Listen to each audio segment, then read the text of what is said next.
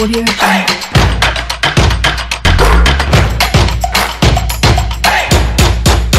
L'actualité du football européen, les infos, les stats et autres anecdotes dans votre mag, le tour des majeurs. Sadio Mané dans la sphère des meilleurs buteurs à 100 réalisations en Première Ligue. En Liga, Ansu Fati régale, le Bayern fracasse son dauphin. Victor Osimhen offre le grand 8 au Napoli en Serie A. Pendant ce temps, l'OM maîtrise Lorient et retrouve le podium de la Ligue 1. Enfin, le point dans la première partie. La deuxième déroule le calendrier de la journée 3 de Ligue des Champions et de Ligue Europa. La troisième et dernière partie vous donne l'occasion à vous, chers auditeurs, de composer les 92 03 60 31 97 24 26 26 pour faire l'émission avec nous. Félix Ouala, il est là. Bonjour, bienvenue. Bonjour Angelo, bonjour à tous ceux qui nous reçoivent. Comment vous portez-vous? Oui, ça va. Et le week-end? Non, ça c'est bien. La fin de semaine intéressante et une nouvelle qui s'ouvre. Salut sportif à toutes et à tous. Anas PM et Elom Adovon pour nous accompagner dans ce 683e numéro de Plateau Foot Europe. C'est parti. Première Ligue Express News. Le championnat le plus médiatisé de la planète football. Nous parlons de la Première Ligue, le 8e chapitre, avec des résultats en tout cas intéressants les uns que les autres. Chelsea qui a souffert du côté de Brentford, mais qui finalement s'impose 1-0. N'eût été, on pourra dire, le but de Ben Chilwell. Oui. Chelsea pourrait, je dis bien, si ce n'est les poteaux également de certains joueurs de Brentford, oui, pourraient chuter du côté de cette équipe-là. Effectivement, on a vu un Chelsea en difficulté.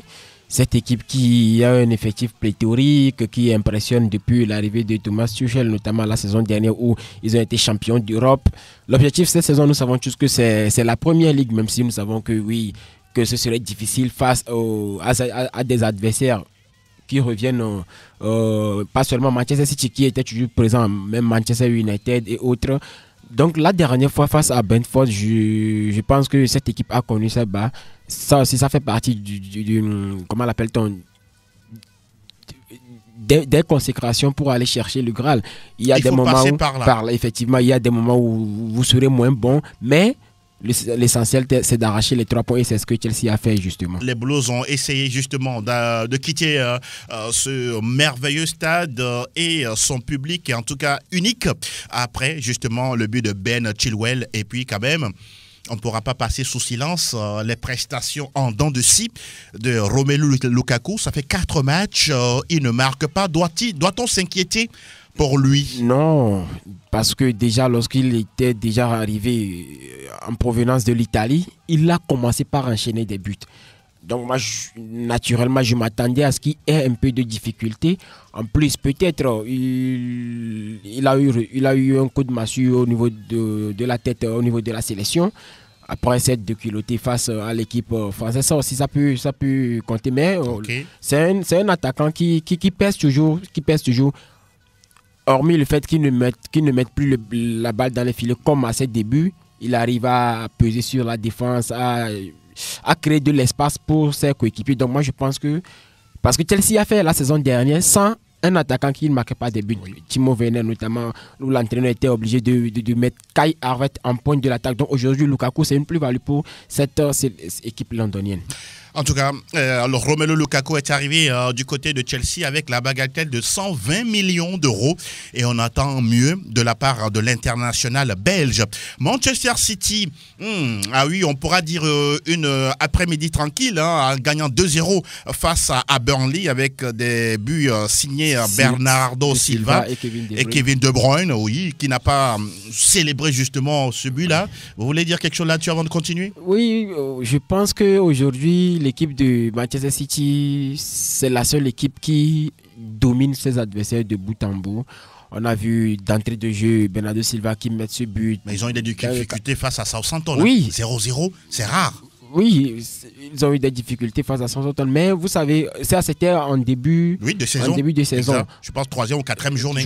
C'était en début de saison, mais on a vu tout de suite que lorsque Chelsea City s'est repris face à des adversaires d'un niveau un peu plus élevé, oui, il a montré son vrai visage Pep Guardiola. Donc moi je pense que oui, cette victoire elle est quand même méritée pour les hommes de Pep Guardiola. C'est face à Burnley qui n'est pas forcément, on pourra dire, un gros calibre de la première ligue anglaise. Et on parle de Liverpool qui ne lâche absolument rien. Ils étaient du côté de Vicarage Road Stadium pour la première de Claudio Ranieri avec Watford. Aïe aïe aïe, ça s'est pas bien passé. Ils ont pris 5. Pas du tout. Aïe aïe aïe. J'ai vu un Claudio Ranieri changer à chaque mi-temps de système, de stratégie. On sent en même temps qu'il ne maîtrise pas encore son groupe. Avant le match en conférence de presse, les journalistes l'avaient taquiné. Est-ce que après une victoire, est-ce qu'il offrirait des cadeaux à ses joueurs? Il a dit non, que s'il n'encaisse pas de but, il va les inviter à dîner. Malheureusement, ils en ont pris 5 avec un Mohamed Salah qui était au top de sa forme, la passe millimétrée extérieure pour Sadio Mané, ce but à la Messi dans la surface de réparation. Il a mis 3 joueurs au sol. Dans le vent et il enroute parfaitement cette balle en plein Lucas. Lorsque vous avez des joueurs de Liverpool, surtout le trident, à ce niveau, vous pouvez être... je sais quelle défense dire vous allez couler. En tout cas, ils ont pris 5. Parce que Firmino aussi était dans les bons coups. Il a fait un doublé, justement. Son rôle de numéro 9, qui a ratissé les balles aussi. Les balles qui traînaient dans la surface adverse, il les a poussé dans les filets. Donc moi je pense que lorsque vous avez ce Liverpool à ce niveau, vous êtes n'importe quel adversaire, vous coulez. En tout cas, Liverpool qui ne s'est pas du tout, on pourra dire, privé de marquer autant de buts sur la pelouse de Watford, malgré les présences d'Ismaïla Sarr et d'autres joueurs. On rappelle également que Mané devient le 3e joueur africain qui atteint la barre des 100. Ça aussi, il faut le féliciter, Sadio Mané. Surtout sans pénalty, il faut le préciser. Il faut le préciser. Sans pénalty, parce que si on prend, par exemple, Mohamed Salah, lui, tire les pénaltys à chaque fois. Sadio Mané, c'est un joueur, même Salah, c'est un joueur qui n'était pas connu pour ses qualités de buteur. Mais depuis qu'il a rejoint Liverpool en provenance de Southampton, c'est un joueur transformé qui, en plus de toujours être généreux dans les efforts, il arrive à marquer des buts. Et je savais qu'il avait pour objectif de dépasser la barre de 100 buts, de concurrencer dans une certaine mesure Mohamed Salah, parce que il jouait bien, mais Salah lui marquait. Donc lui aussi s'est dit à partir de maintenant, je dois être un peu chirurgical devant le but. Et vous vous rappelez de la saison où il a fini comme meilleur buteur avec Mohamed Salah et Pierre-Emerick Aubameyang. Et c'est un joueur qui est en progression à chaque saison. Il ne laisse pas Mohamed Salah seul marquer des buts ou porter l'attaque. Vous le sentez impliqué dans le jeu de Liverpool. Impliqué et dans le jeu et dans le but. Parce qu'au début, il était impliqué dans le jeu, mais il ne marquait pas. Il finit les saisons à 10 buts, 15 buts, toutes compétitions confondues. Mais maintenant, il s'est rendu compte que en plus de faire des efforts et d'apporter plus à l'équipe, il faut aussi marquer, parce que vous savez, seuls les stats vous permettent d'être ballon d'or ou même le ballon d'or africain. Il faut marquer des buts, il faut avoir un bon stat. Effectivement, donc moi je pense qu'aujourd'hui, ce sont des joueurs qui vont marquer cette équipe de Liverpool. J'avais suivi un débat la dernière fois sur une chaîne de plateau international où on disait si les deux font partie des meilleurs joueurs de l'histoire de Liverpool. Pour moi, c'est un peu tôt pour le dire, mais jusqu'à la fin, pourquoi pas, ils seront dans l'élite de cette équipe de Liverpool parce qu'ils ont réalisé de grandes choses avec cette équipe de Liverpool. La Première Ligue, la Ligue des Champions et beaucoup de buts en championnat. Et comme on le dit souvent en basketball, on parle du Hall of Fame. Donc là où il y a les meilleurs, la crème des crèmes du côté de cette formation formidable qu'est Liverpool. On rappelle que Firmino, lui, certes, il avait marqué un triplé et non un doublé. On va pas lui faire quand même, on va pas lui tricher d'un but. Et on rappelle que Sadio Mané, africain, certes, devient le 3e joueur à marquer 100 buts en Première Ligue sans avoir inscrit de penalty. Il était devancé par un certain Les Ferdinand de Newcastle United et puis Emile Heskey, l'ancienne légende de Liverpool. Et comment ne pas parler de cette belle affiche entre Leicester et Manchester United, un match fou que l'on a suivi du début jusqu'à la fin. Au terme, c'est les Foxes qui s'imposent 4-2. Ah oui, là aussi, Manchester vous a déçu ou c'est Leicester qui a été plus fort? Manchester m'a déçu, Harry Maguire m'a déçu de nouveau, vous le savez, je le dis à chaque fois, c'est un défenseur qui, ma foi, ne m'impressionne pas. Ah d'accord. Je ne sais Et pas pourtant, le meilleur, en fait, le plus cher de la planète. Le plus cher de la planète, même malheureux, il avait fini parmi l'équipe type. Moi, personnellement, il n'a pas la grinta d'un défenseur central anglais qu'on a connu. Moi, je ne le veux pas dans ce registre. Rappelez-vous du premier but encaissé par cette équipe de Manchester United. C'est lui qui a été fautif sur ce but-là. Mais lorsque vous êtes capitaine d'une équipe, lorsque vous êtes le défenseur le plus cher, lorsque vous êtes en quelque sorte l'âme de cette équipe, parce que Varane n'était pas là, vous ne pouvez pas vous permettre de faire... il semblerait qu'il était blessé au mollet. Hein, et les dernières infos nous disent qu'il sera indisponible plusieurs semaines. J'étais étonné de sa titularisation. Oui. Mais dans l'ensemble, j'ai senti... Vous pensez qu'il a peut-être caché sa blessure à Ole Gunnar Solskjaer qui dit s'être trompé dans les choix? Oui, mais si... Parce que le joueur était sorti en sélection, blessé, nous le savons tous. Mais c'est au staff technique mancunien de prendre les dispositifs nécessaires. Peut-être ils n'avaient pas confiance en Eric Bailly. Oui. Ils ont forcé peut-être Harry Maguire à jouer ce match. Mais dans l'ensemble, moi j'ai vu un Greenwood dans son match comme il le faisait la saison. Superbe but. Ce superbe but. Oui. C'est un joueur qui tente beaucoup. Beaucoup lui reprochent de ne pas céder des passes à Cristiano Ronaldo. Mais c'est un attaquant qui est audacieux. Il tente des buts, il sait qu'il a une patte gauche chirurgicale, donc il l'a mis dans le fond et c'était très bien. Mais vers la fin, l'équipe de Manchester United a coulé simplement, malgré la présence de Cristiano Ronaldo sur cette pelouse du côté du King Power Stadium. Et on le dit, cette équipe de Leicester a en son sein un certain Patson Daka. C'est le premier Zambien à inscrire un but en Première Ligue. Il l'a fait la dernière fois à la 90e minute face aux Red Devils. Et on jette un coup d'œil au classement. On retrouve Chelsea toujours en tête avec 19 points, 18 pour Liverpool, classé deuxième. Troisième, on a Manchester City avec 17 unités, 15 pour Brighton. Oui, le surprenant, en tout cas dans ce top 5 côté Première Ligue. Et puis Tottenham, qui la dernière fois a battu Newcastle United avec un but contre son camp d'Eric Dyer. Mais bon, ils ont gâché la fête. Hein. Les Saoudiens étaient là. Les Saoudiens étaient dans là, la tribune. D'entrée dès la 3e minute, ils marquaient un but. Ils se disaient que on va commencer avec une victoire. Et Harry Kane et autres sont passés par là. Moi, j'étais content pour Harry Kane qui marque son premier but à la 8e journée de la saison, à la 8e journée pour le Prince Harry. Ça n'arrive pas tout le temps. Hein. Ils doivent laisser partir le Prince Harry Kane. Ah oui, le Prince qui continue toujours à broyer du noir du côté des Spurs. Sur les 5 dernières saisons, je pense qu'il était plus de 3 fois, 2 ou 3 fois meilleur buteur de fin de saison. Oui, voilà. Meilleur buteur. Vous ne le voyez pas aller loin parmi les meilleurs buteurs.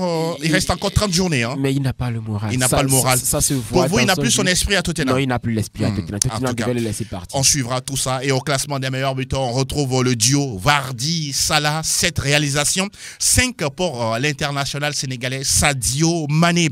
Et au bas du tableau, on retrouve Burnley, 3 points. 3 points également pour Newcastle, qui n'a pas encore gagner le moindre match en Première Ligue anglaise. Peut-être les millions d'euros saoudiens vont pleuvoir à partir de janvier. Oui, on attend de voir. Mais bizarrement, la dernière fois, on oubliait que Newcastle était 19e. Mais on se croirait, on dirait que Tottenham contre un Arsenal ou une grande équipe. Mais c'est après qu'on s'est rendu compte que cette équipe elle est 19e. Mais bon, cette équipe a déjà gagné la Première Ligue avec Alan Shearer. Par le passé. Par le passé. Mais pour l'instant, ce n'est pas encore le cas. Et retenez ce rendez-vous ce dimanche, le dimanche 24 octobre, Manchester United face à Liverpool. C'est le classique du foot anglais. Manchester United, ça fait quoi? 20 titres de Première Ligue, non, 19 titres de Première Ligue. Liverpool en a 18. Ils sont très très proches les uns des autres. Et on suivra ce classique-là dimanche à partir de 15h30 avec nos partenaires de Canal+. Oui. On peut remarquer que Manchester United apparaissait. À quel niveau? Ça fait plus de 19 ans. Depuis 2013, leur dernier titre. Depuis plus de 19 ans que, comment l'appelle-t-on, Liverpool n'avait plus remporté de premier. Je pense en 92. Oui. Mais Manchester United n'a pas beaucoup progressé. Ça montrait que par le passé, Liverpool était largement devant parce que... Très largement. Déjà dans les années 90, 80-90. Effectivement, parce que sous la coupole de Sir Alex Ferguson, Manchester United écrasait tout en Angleterre jusqu'en 2013, juste après son départ. Plus rien. Même José Mourinho était venu, mais il a fini que deuxième. Manchester United, le dernier titre remonte en 2013 sous Alex Ferguson et le second à l'époque c'était Manchester City. United a 20 titres, 19 pour Liverpool et 13 pour Arsenal qui est très très loin derrière. On baisse le rideau côté Premier League, cette fois-ci on va dans le pays de... Aquí está la Liga Española. Le pays de Fernando Morientes. Nous ne parlons pas du Real Madrid, exempté cette fin de semaine, tout comme l'Atlético de Madrid. Raison évoquée, elle est simple. Le retour tardif des Sud-Américains et cette dérogation a été acceptée par la Ligue de football professionnel espagnole. Et nous parlons du 9e acte de la Liga avec, on pourra dire, je ne sais pas si on doit parler de réveil ou d'une entame de bonne forme du Barça qui gagne 3-1 avec un superbe but d'un certain Ansu Fati. Que dites-vous là-dessus? Comme d'habitude, ce jeune, c'est le digne successeur de Lionel Messi. Vous croyez ça? Oui, je pense. C'est pas parce qu'il a porté le dossard 10, hein? Non, même si c'est trop tôt pour le dire. Je ne sais pas s'il va le prendre pour de la pression. Mais sur ce but-là, c'est du Messi pratiquement, sauf que c'est du pied droit. Du pied droit, effectivement. Vous avez touché le point, c'est du pied droit. C'est un jeune, depuis ses débuts, il impressionne. Que ce soit en sélection espagnole, on a senti que dès son absence en sélection espagnole, on sent que cette équipe d'Espagne manque quelque chose devant. Malgré qu'il est juvénile, 17-18 ans, il arrive quand même à endosser cette responsabilité de battre les records, que ce soit au Barça. Moi, j'ai suivi ses débuts comme tout fan du football. C'est un jeune qui a quelque chose de plus que les autres. Souvenez-vous, après cette longue absence de blessure, il revient, il fait cette frappe. Exactement. Et il arrive à trouver le cadre.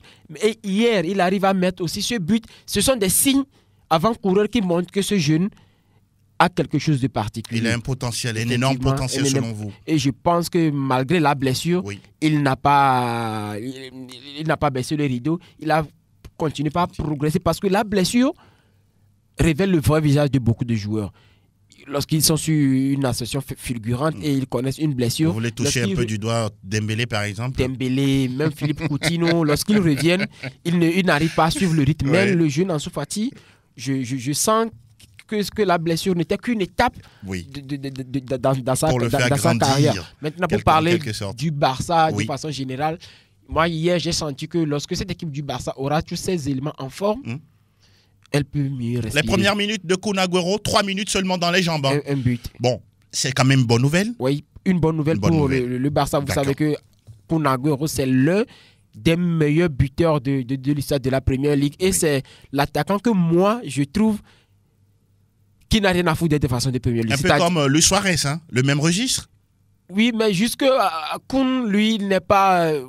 comment l'appelle-t-on? Vif, il n'est pas explosif. Lui, il est calme, même dans la surface. Il n'a pas... En plus, il est plus technique que Luis Suarez. Je ne dis pas que Luis Suarez n'est pas technique, mais Kun est plus technique dans la surface de réparation que Luis Suarez. Donc moi, je pense que lorsqu'il serait en forme, Dembélé aussi, le retour de Dembélé même, Braithwaite, parce que c'est un joueur qui est important dans le dispositif Barcelone depuis la saison dernière. Vous pensez? Beaucoup de personnes tirent sur lui, moi d'ailleurs, mais on a senti que depuis son arrivée au FC Barcelone, il a quand même réussi à relever le défi. Si on fait le comparatif avec des joueurs qui étaient venus par la grande porte, au moins lui, il a quand même sauvé tiré son marron du feu. Effectivement. On suivra tout ça. Nous rappelons que le Barça s'est imposé 3-1 grâce au but de Fati, Depay et Coutinho. Celta Vigo s'est incliné à la maison 0-1 devant le FC Séville. Le match nul, le deuxième consécutif de Retafe sur la pelouse de Levante. Comment vous l'interprétez? C'est comme une progression, Angelo. Après 5 ou 6 défaites et vous enchaînez des nuls, on se dit peut-être que la victoire n'est pas loin. La prochaine étape, ce serait la victoire. serait peut-être la victoire. Donc moi, intéressant. je pense que c'est bon de prendre ces points.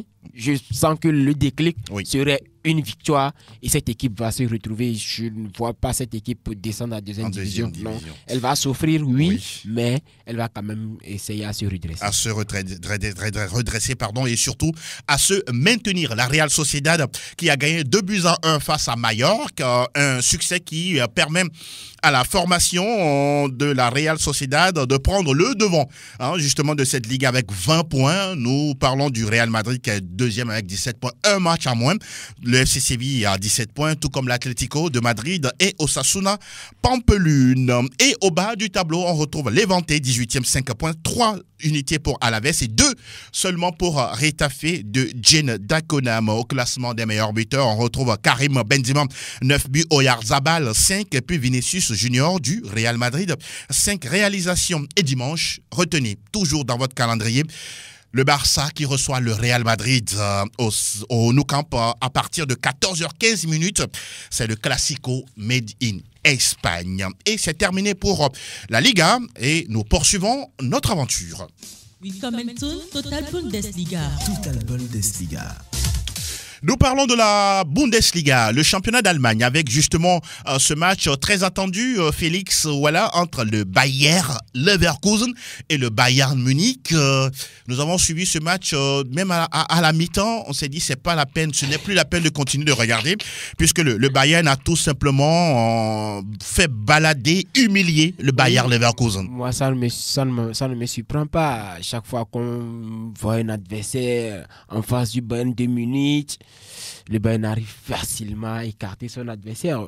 Je me rappelle de la saison surpassée avec le Borussia Dortmund où le Borussia était devant. Le match à l'aller, le Borussia l'avait remporté par 2-1 si je ne me trompe. Au match retour, j'étais derrière le Borussia Dortmund que cette fois-ci ça ils finissent avec. Et ils ont pris une déculottée. Ils repartent avec 5. Donc hier face au Leverkusen, les 5 là ne m'ont pas étonné. On s'attendait à ça. On savait que le Bayern est très fort pour ses adversaires. C'est le Bayern de Munich. Ils ont fait tout simplement du Bayern de Munich. Comment l'appelle-t-on?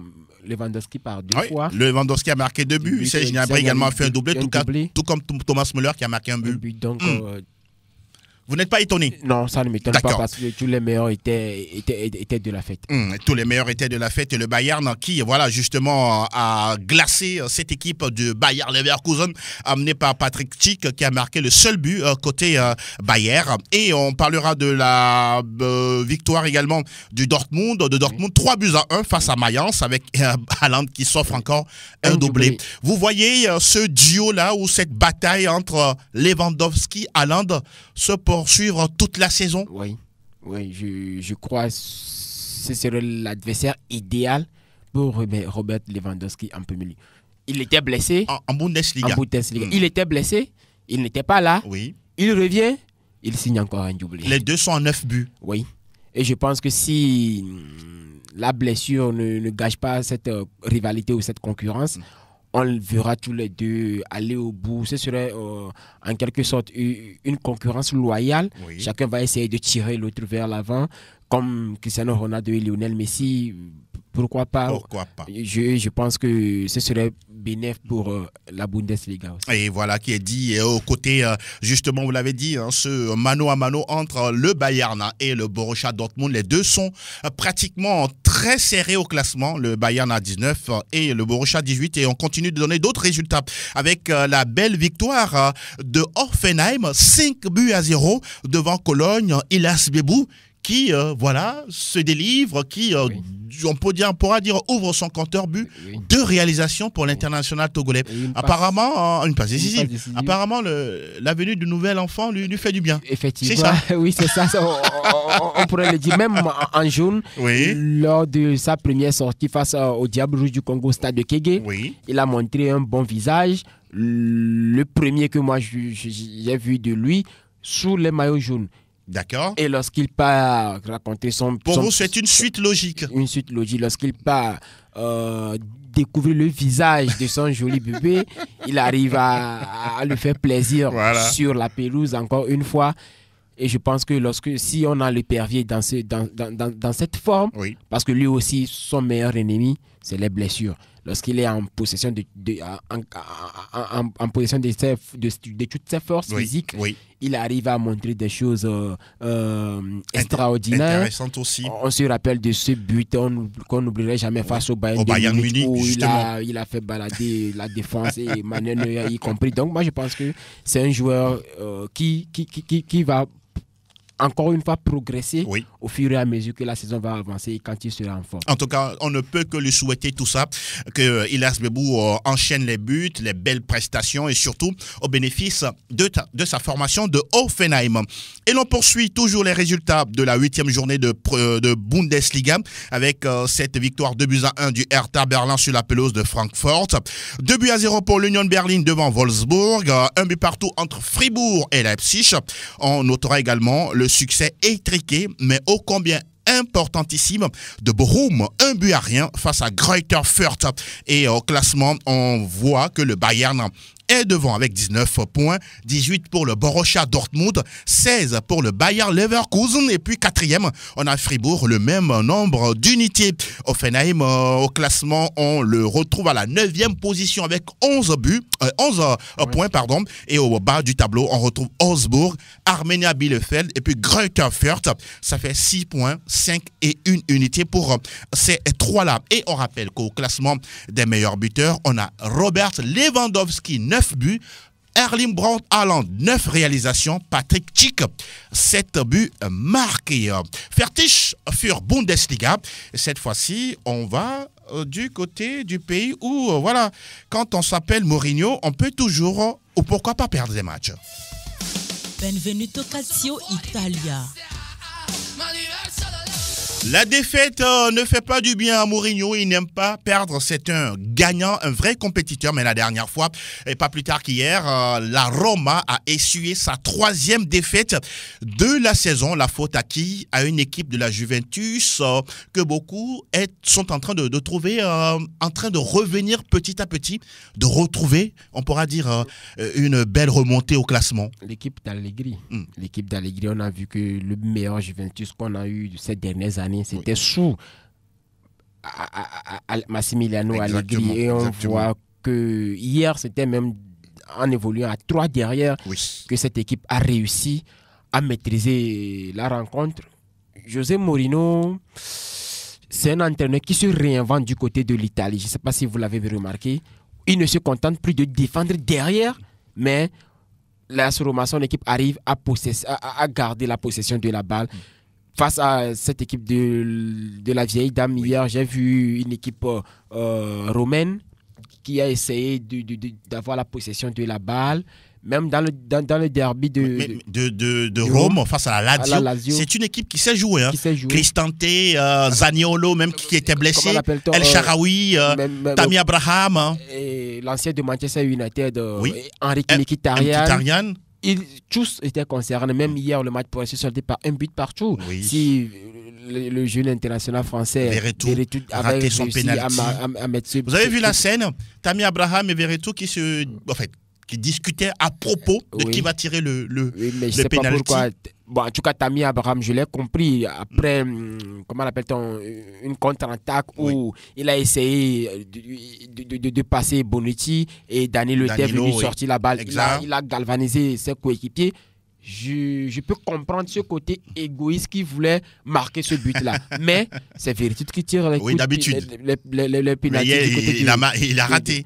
Ça arrive au meilleur, même les Cristiano Ronaldo, Messi, il en rate. Il en rate, exactement. Et on rappelle que la Juventus s'est offerte son 4e succès d'affilée. C'est une remontée de la part de la Juventus. Vous parliez tout à l'heure des 9 derniers titres de la Juventus d'affilée.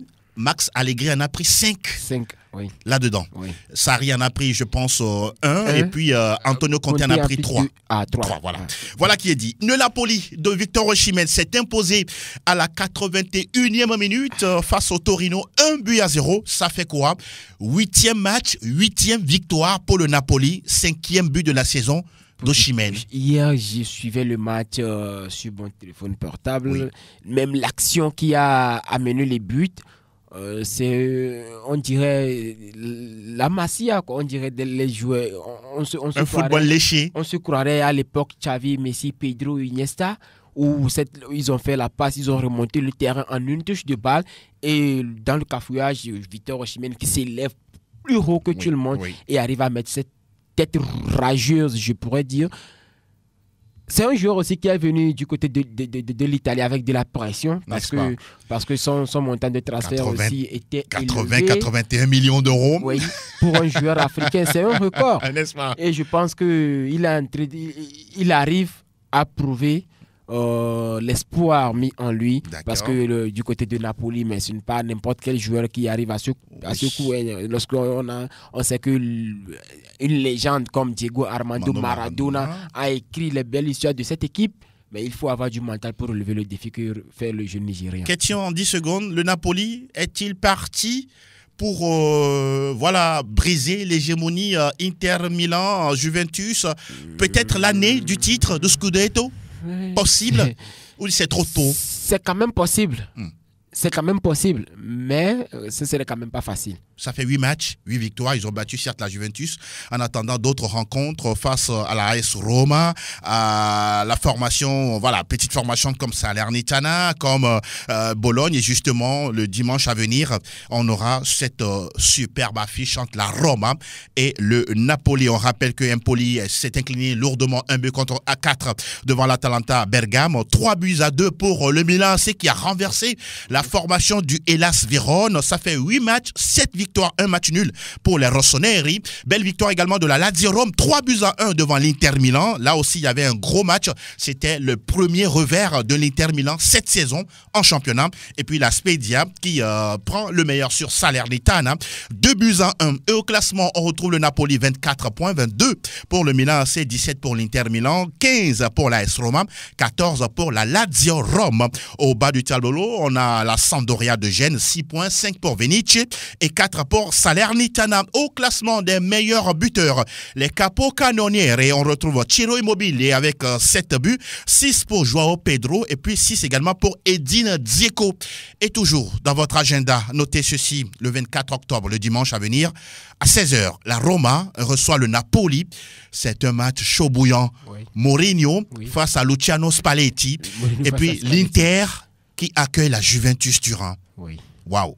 C'est des affiches, hein? Ouais, des affiches, on en parle là, à ne pas surtout le lundi. Vendredi, on en parle vendredi. Et on en reparle le lundi. Toujours dans Plateau Foot Europe. Et justement, ça se poursuit.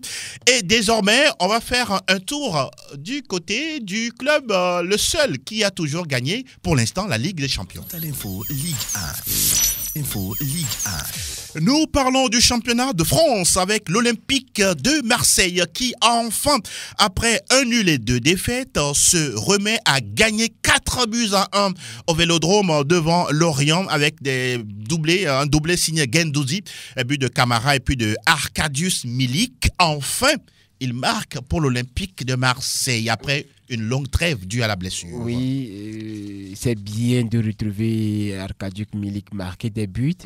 Mais je plains pour le jeune attaquant sénégalais Dieng. Parce que vous savez, déjà en termes de CV, Milik part long devant. Et lorsque Milik arrive à enchaîner de belles prestations. Vous pensez qu'il va être cloué au banc? Bon, je le pense. Mais il a aussi besoin de cette concurrence, n'est-ce pas, pour se donner encore plus, parce que c'est un joueur qui n'est pas encore fini. Il a des choses à corriger. Il est perfectible. Hein? Il est toujours perfectible. Il est encore jeune. Il peut apprendre beaucoup de choses d'Arkadiusz Milik. Je pense que la victoire de l'OM face à Lorient. Oui, Lorient, cette équipe lorientaise qui dérange un petit peu, qui est aussi intéressante dans le jeu, mais Guendouzi qui n'a joué aucune minute en sélection, qui revient, qui fait ce doublé. Exact. Je pense que ça va aussi lui faire du bien parce que lorsque Adrien Rabiot était absent du groupe français, je pensais que Didier Deschamps allait lui faire confiance, mais bon, ce n'était pas ça. Ça va venir, il doit être aussi patient. Oui, en plus, il est jeune, il est jeune, 21, 22 ans, il a encore du temps et c'est un joueur qui m'a marqué D'accord. à ses débuts à Arsenal sous Unai Emery. Sauf qu'il semble que c'est un cas d'indiscipliné également. Oui, ça se lit sur ses yeux. Même hier, après le match, il a déjà commencé par piquer le Paris Saint-Germain pour lancer le classique du week-end prochain. Donc, je pense que cette victoire va faire du bien à l'OM qui a perdu aussi un grand homme. Oui. Comment l'appelle-t-on? J'oublie un peu. Bernard Tapie ou Bernard c'est Tapie. le boss. Hein? Le boss, voilà, le boss. Surnommé le boss. C'est le mot que je recherchais. Exactement. Le boss. Avec cette victoire, parce que c'est une équipe qui a traversé des difficultés qui ne gagnait plus. Oui. Maintenant, cette victoire va leur donner du bien avant le PSG. Et surtout que le PSG a gagné, certes, non sans peine, 2-1 face à Angers qui avait ouvert le score. Il a fallu la présence de Kylian Mbappé pour faire la différence côté francilien. Clermont a battu encore une fois Lille, le champion en titre, 1-0. Lyon qui a fait le maximum en gagnant 2-0 face à Monaco avec l'entrée en jeu d'un certain Lucas Paqueta qui a fait pratiquement la différence pour les Gaunes. 5-1, c'est le score à l'arrivée de Strasbourg face à Saint-Etienne. Rennes s'est imposé avec la manière sur la pelouse de Saint-Symphorien. 3-0 devant Metz. Et au classement, on retrouve le Paris Saint-Germain, leader avec 27 points.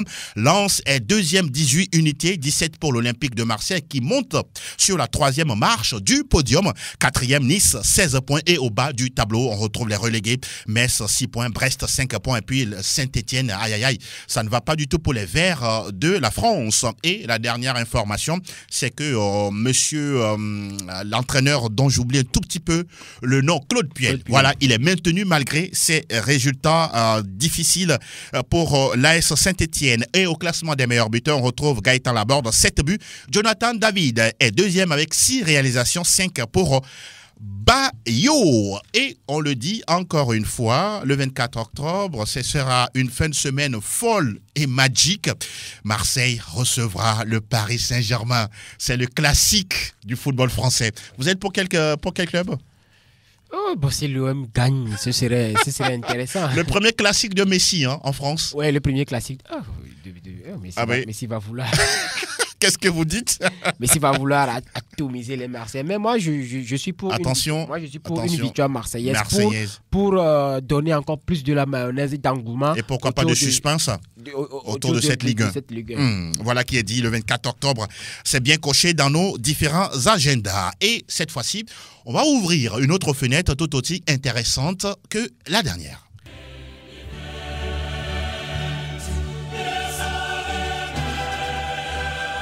Avant de retrouver les auditeurs dans moins de 5 minutes, on prend le temps de donner le calendrier de la 3e journée de la Ligue européenne des champions. Dans le groupe A, déjà mardi, on a Bruges qui reçoit Manchester City. Le Paris Saint-Germain joue contre Leipzig.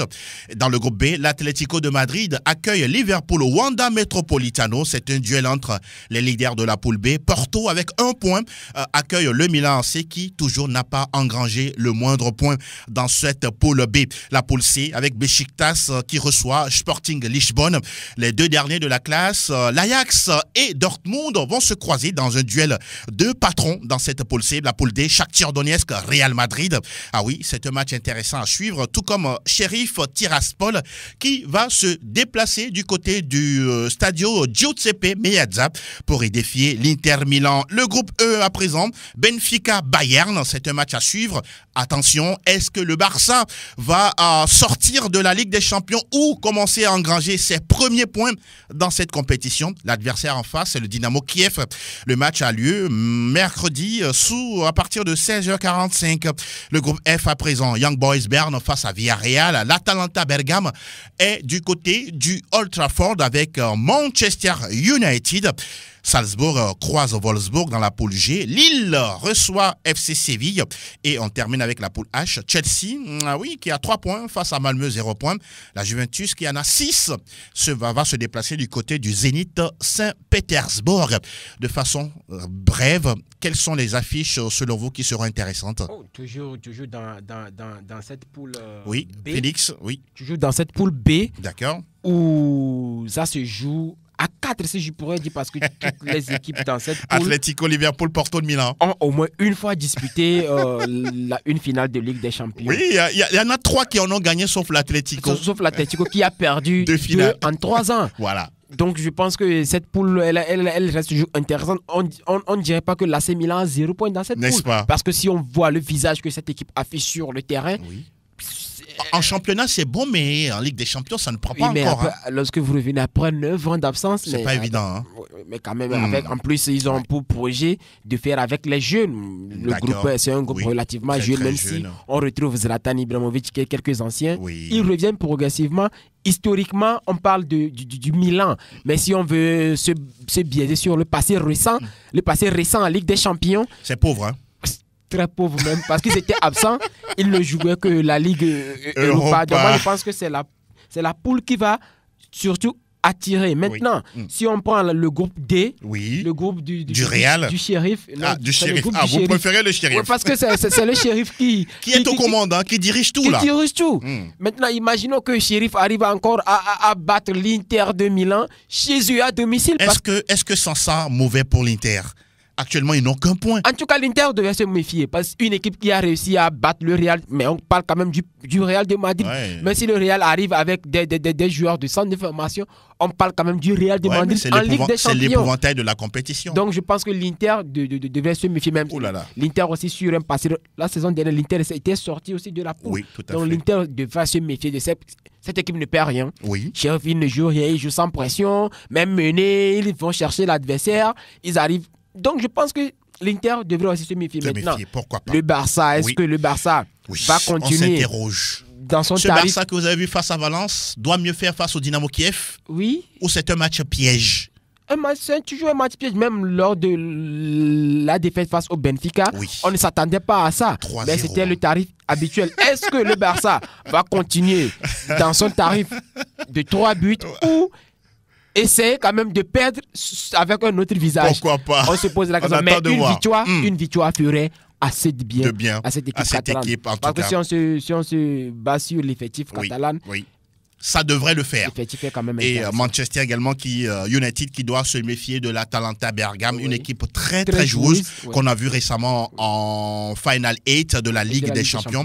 Et pourquoi pas suivre cette rencontre très intéressante. On va rapidement enchaîner pour parler de la Ligue Europa, la 3e journée, avec des matchs des clubs français. Lyon qui va être en déplacement. Les 3 clubs français seront tous en déplacement. Lyon du côté de Prague face au Sparta. Monaco qui va aller du côté d'Eindhoven aux Pays-Bas pour jouer le PSV, et puis l'Olympique de Marseille, dans le chaudron romain face à la Lazio Rome. Et vendredi, on aura tout le temps de revenir justement sur ces différents matchs de Ligue des Champions et de Ligue Europa. Et cette fois-ci, on va ouvrir l'antenne à vous, auditeurs, de venir donner vos avis et commentaires sur les différentes infos de la fin de la semaine et surtout les matchs qui ont lieu au niveau de la Ligue des Champions, et pourquoi pas. On vous retrouve dans quelques instants. Plateau Foot Europe, le coin des auditeurs. Le coin des auditeurs. 92 03 60 31 97 24 26 26, ça commence déjà à sonner de l'autre côté. Bonjour auditeur. Bonjour. Oui, le petit nom? C'est Papa Até. Papa Até, oui, vous n'avez pas joué en week-end, mais l'Atlético va jouer en Ligue des Champions face à Liverpool. Vraiment, c'est un match qui serait un peu compliqué pour nous, mais bon. Oui. On sait toujours le faire. Ça va passer. Et votre coach Diego Simeone qui dit Joshua Kimmich, c'est un joueur extraordinaire. Oui, c'est normal. C'est presque même le banc de Liverpool, ce n'est pas n'importe quel joueur, c'est un joueur intéressant.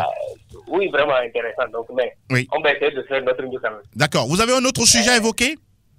Bon, moi, c'est au niveau du Barça. Oui, allez-y. Je pense que si les joueurs sont vraiment de retour, ça peut faire quelque chose. Mais c'est le coach parfois qui ne sait pas ce qu'il fait, ce qu'il faut faire exactement quoi. Ah, d'accord. Oui, le coach là, parfois il ne sait pas quoi faire, quel système mettre, c'est ça son problème. Vous voyez qu'il n'a pas la maîtrise du groupe? Non, vraiment, il n'a pas la main. Oh là là. Ronald Koeman, on verra exactement ce à quoi va ressembler ce Barça face au Dynamo Kiev en semaine. Vraiment. Merci. Muchas gracias, Papa Até. Très bonne semaine à vous. On va prendre un autre. Bonjour. Et alors, Angelo. Oui, et l'homme le Bavarois? Non, le JB le Barcelonais. JB le Barcelonais. Ah, ben, la voix, elle est très très posée. Qu'est-ce qu'il y a? Ça va? Ça va. Ok, d'accord, allez-y, JB. Les réactions de mon équipe hier. Là. Oui, comment vous avez trouvé ça? C'est un peu bon. Mais vous avez quand même pris le premier but dans la partie, hein? Ah oui, on sait quand même. Vous avez eu peur? Oh non. Que dites... On va gagner notre tout premier match dans la Ligue des Champions. Que dites-vous de Ansu Fati, le futur Messi du Barça? Oh, pas futur. Hein.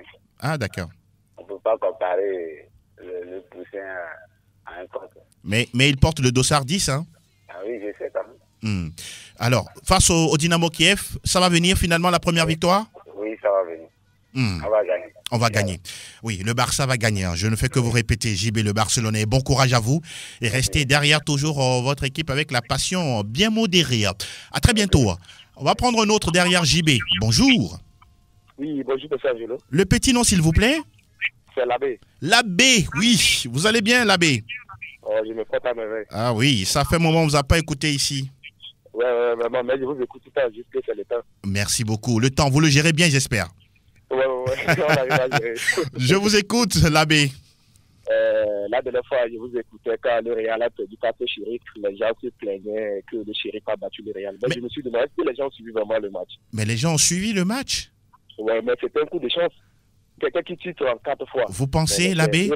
Mais oui. la chance, il faut la provoquer, n'est-ce pas? Il faut la provoquer, mais la dernière fois, le Real n'était pas vers nous. Okay. Moi, le seul match que le Real m'a joué, c'était face à l'Espagnol le week-end qui passé. Oui. Où ils ont perdu ça, je disais que le Real ne méritait même pas d'avoir un match de. Mais à l'abbé, est-ce que vous savez que parfois, ce n'est pas forcément la meilleure équipe sur le terrain qui gagne? Oui, ça, je le sais, c'est le football. D'accord. Ouais. Et mais pour une fois, moi, je suis très content pour mon équipe le Real par rapport à l'équipe de Zidane. Moi, l'équipe de Zidane, Zidane était à bout de ses forces, donc l'équipe n'était pas en forme. Cette fois, je vois du beau jeu, ça me plaît beaucoup. Ah oui. En tout cas, restez toujours derrière le Real Madrid, hein, oui. Du côté de Manu. Oui. Ce n'est pas un coach pour Manu. Ah, il doit partir. Avec son chien, il ne va rien gagner cette saison. Aïe. Ouais, ça, il ne va rien gagner cette saison. Vaut mieux de le faire du papier d'amener. Ah, en cours de saison? Oui. Et vous voyez qui? Je ne sais même pas pourquoi Manu si tu veux aller garder. Mais c'est un ancien de la maison. C'est un ancien de la maison, mais il n'a pas le poids, il n'a pas une. Et vous voyez qui le remplacer? Je ne sais pas trop. Je sais que Zidane n'ira pas. Zidane, lui, c'est la France. Zidane, oui, c'est... Ok. Je ne sais pas qui, mais sur eux, ça, je ne peux pas faire l'affaire. D'accord. Voilà qui est dit. Merci. Il y a Hakim Le que j'aime beaucoup, qui peut aller là-bas. Pourquoi pas. Merci beaucoup, l'abbé, d'avoir pris la peine de nous appeler. On vous souhaite une très belle journée également. Merci pour la fidélité d'écoute. On va prendre derrière l'abbé un autre. Anas me fait signe. Bonjour. Bonjour, monsieur. Parlez un peu plus fort, s'il vous plaît. Le baron madrilène. Le baron? Oui. Ah, le baron, ok. Le baron qui supporte quelle équipe? Je suis madrilène. Vous êtes madrilène, ah d'accord. Santiago Bernabéu. Ah oui, ça se comprend. Allez-y. C'est pour dire bonjour à tous les madrilènes du monde entier. Ravi de vous attendre chaque lundi et chaque vendredi. Ah oui, ça nous fait plaisir également. Que Dieu vous donne une longue vie quand même. Merci beaucoup, le baron. Et on oui. Cette année, c'est le champion et la Ligue des champions. Pour le gars Real de Madrid. D'accord, c'est bien noté, le baron. Et on se dit à très bientôt.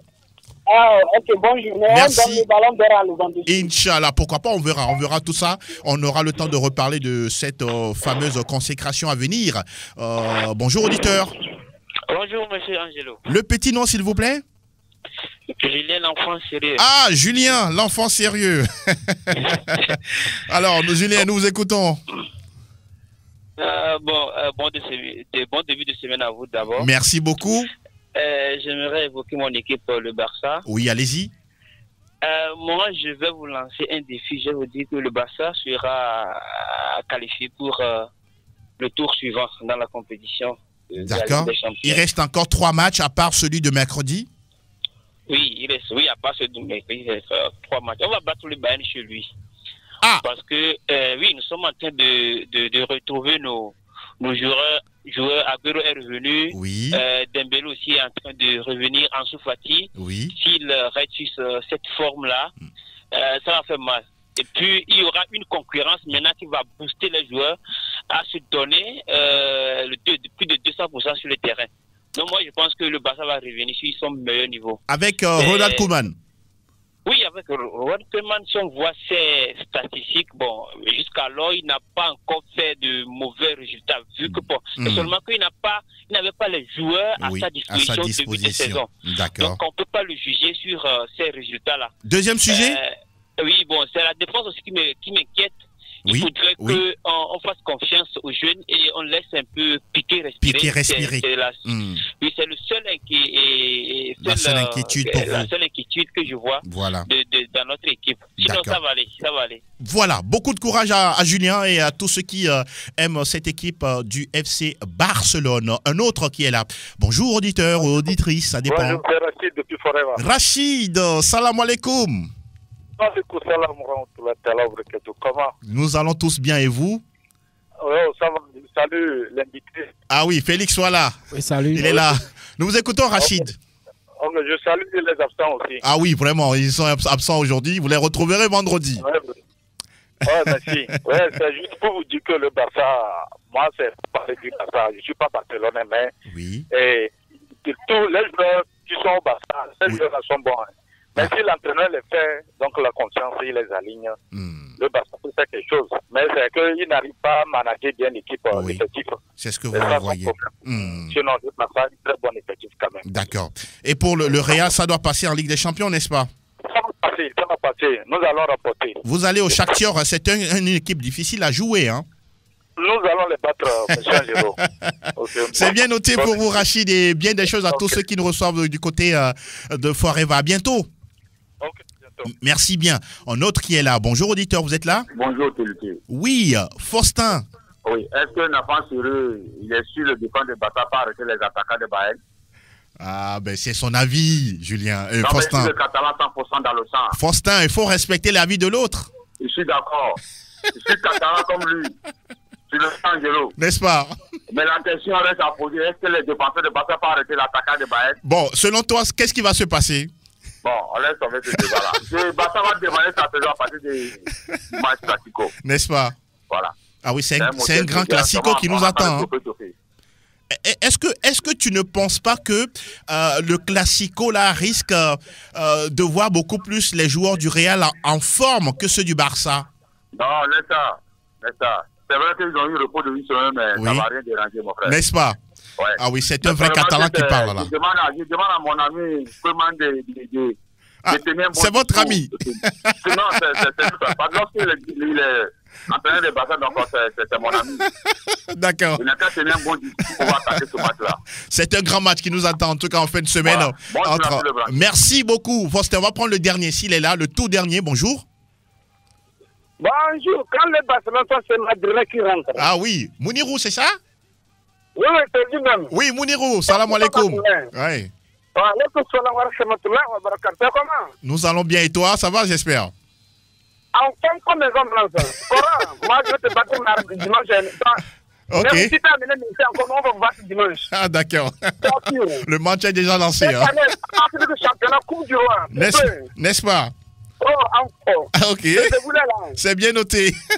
Merci à votre invité qui est là-bas. Oui, Félix. Bonjour à tout le monde. On est ensemble vendredi prochain. Allez, Inch'Allah, on sera ensemble pour planter le décor de toutes ces grandes affiches qui nous attendent sur le plan européen, du côté justement du football made in Europe. Félix, voilà, on s'achemine petit à petit vers la fin de cette émission.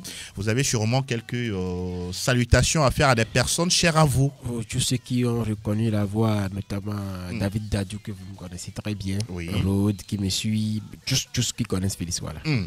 Et on prend le temps de saluer tous ceux qui nous suivent d'ici à Tocoin, à Blogamé, sur la route d'Anero, et puis tous ceux qui sont du côté d'Afagnan et de Vaughan. On prend le temps également de saluer Franck Nounyama, Echevitenge, Fifia Sogbavi de Lanov, Fatik Bonoun, Vicente Noussoulé, Yahya, Lenli et puis Joël Joël Ayi. Merci également à Eloma Dovon qui a pris la peine de réaliser la vidéo de cette émission à retrouver sur sportfmtg.com. Mille merci également à Anas PM. On se donne rendez-vous vendredi. Oui. Vendredi avec toujours le même plaisir. Effectivement. On vous souhaite à toutes et à tous une belle semaine. Semaine lunatique à tous. Ah oui, j'aime ça. Semaine lunatique à toutes et à tous. Allez, c'est bien terminé. À très bientôt. Ciao, ciao.